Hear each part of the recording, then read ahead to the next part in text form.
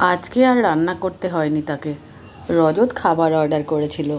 রাতে রজত ঘুমিয়ে পড়লেও তার আর ঘুম আসে না। সব ঘটনা যেন ছবির মতো ভেসে উঠছে চোখের সামনে। হঠাৎ জানলার দিকে চোখ ভয়ে চমকে উঠল সে।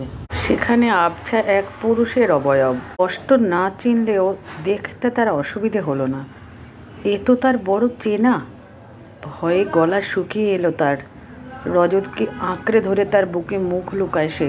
থরথর করে কাঁপছে। রজতের ঘুম ভেঙে যায়।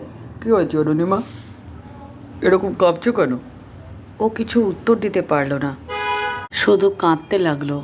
রজত মাথায় হাত বুলিয়ে দেয়। বুঝেছি, বরের আদর পেতে ইচ্ছে করছে তো, আচ্ছা কাছে এসো। কিন্তু কোনো আদরেই আজ সে শান্তি পেল না। নিজের ভয়াবহ পরিণতি যেন ও দেখতে পাচ্ছে। পরের দিন সকালে রজত চা বানিয়ে আনলো নিজের হাতে। ও আবদার করে, আজকে অফিস যেতে হবে না।